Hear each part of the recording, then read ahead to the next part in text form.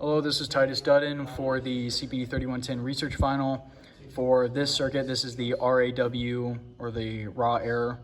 What we end up having here is we have a clock, a reset, a start, and our M, all of the control signals for our states, the registers for those, so they're being registered internally, and then the assignments where we take those and send them to output LEDs.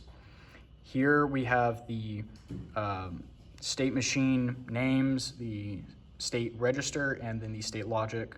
Following that, we have the output logic, which is pretty much just saying that per cycle, what control signals will be high. And due to time constraints, what we've ended up doing and had approved was we are making state machines that simulate both the problem and then the mediation to our problem. And in this case, the problem is that the subtraction instruction is reading before the add instruction is able to write back to the address it is reading from. And here we can see that. So right here we have our start goes high, our reset goes low, and the M is low, so there's no mediation or mitigation here. So we have where IF goes 1, ID goes 1, execute, mem, and then write back. And we can see that this goes 1 afterwards, so it functions normally. And as you can see, this accesses the memory before this is able to write back, so we have an error code for the rest of the set. And if we move to where M is high, we can see that this gets stopped, it does nothing, there is no error, it does not go high, and then it continues on after being stalled for 2 to 3 cycles. After that, we can move to Quartus, and we can see this is what the compiler believes it should look like, which is pretty straightforward since we are just simulating with a state machine. And after that, we can go to the block. So this is what the block ended up looking like. And after that, we can go to hardware testing, where we can see that the reset is high, we drop it, start is high, and I don't remember which one this one is. There we go. Okay, so now we're in state 1, and we can see that the fetch ran high, and then both run high. And then once we hit here, we can see that, oh, it didn't go. There we go. We can see this error LED lit up, and it will continue that through all of the cycles. And then it will loop back. So then what we can do is we can take the mitigation and put it high, which I have represented by this LED. And then you can see that that stops, that LED is dead, and it will remain that way.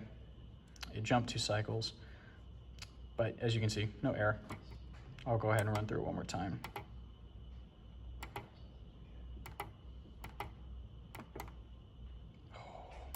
This button. There we go. And that will be everything for this circuit. So this is our structural hazard mitigation.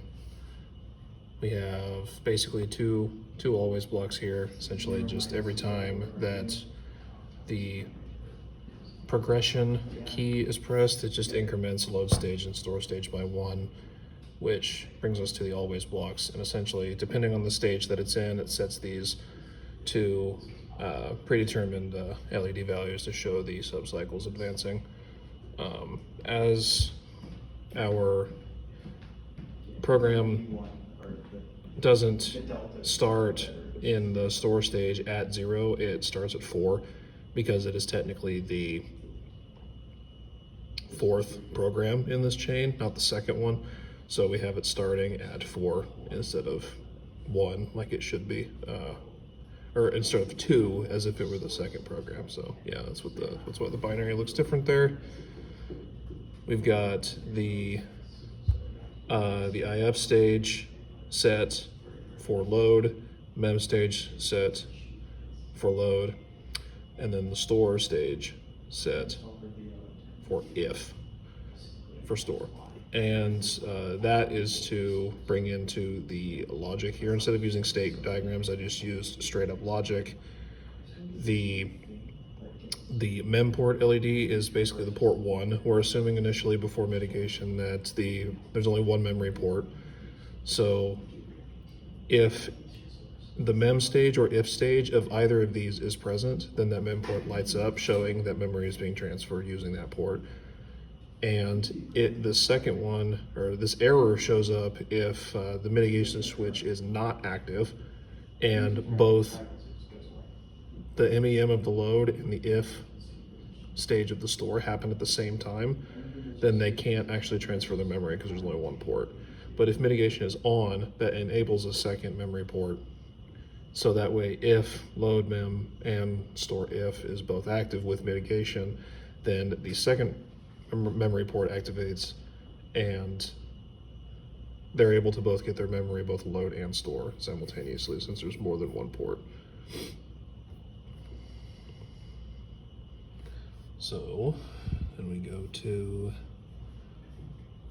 the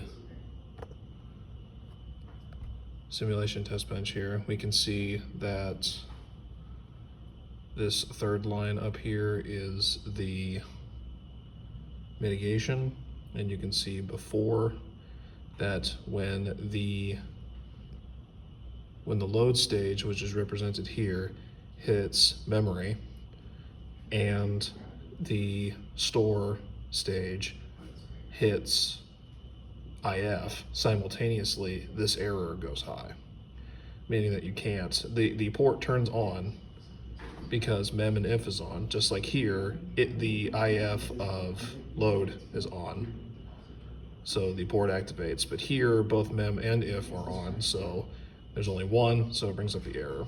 So we can see here that our mitigation signal is high, the same thing from the first test where the port 1 turns on, but when we get to here, the second port activates, the error does not go high.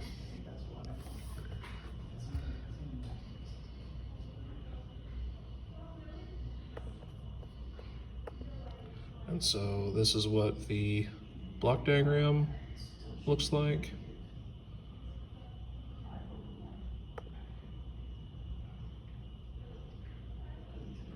That's the hardware test.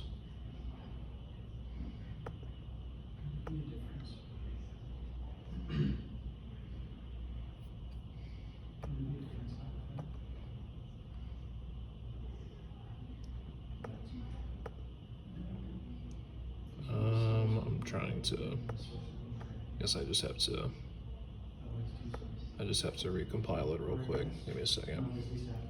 I don't know where the actual RTL diagram went, so I'm just regenerating again.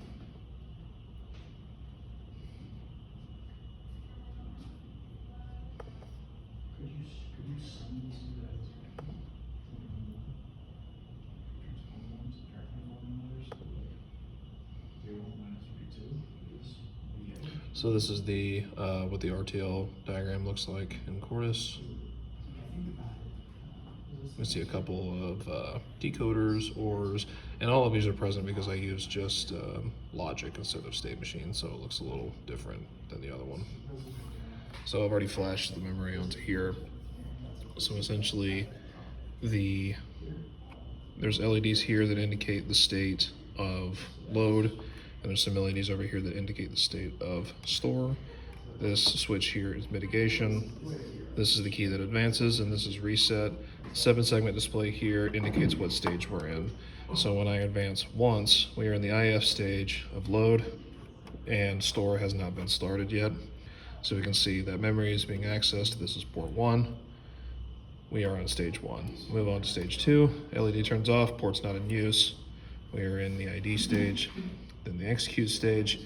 Now notice that this LED references the IF stage of store.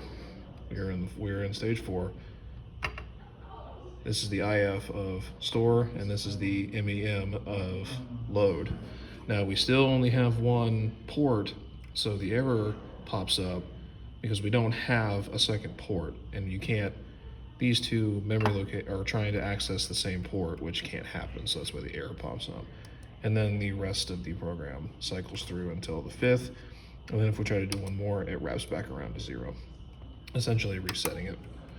So now if we turn mitigation high, it's not indicated by an LED, but it is high, then this operates normally. First port is being used, cycle through. Now this is the IF of store, MEM stage of load, and you can see that now there are 2 ports indicated by the LEDs. There are 2 simultaneously active memory ports, where originally we had 1, and there is no error. So we can have these two ports being used. They're not accessing the same resources anymore. They are accessing different resources. So this is the example of the mitigation strategy with resource duplication.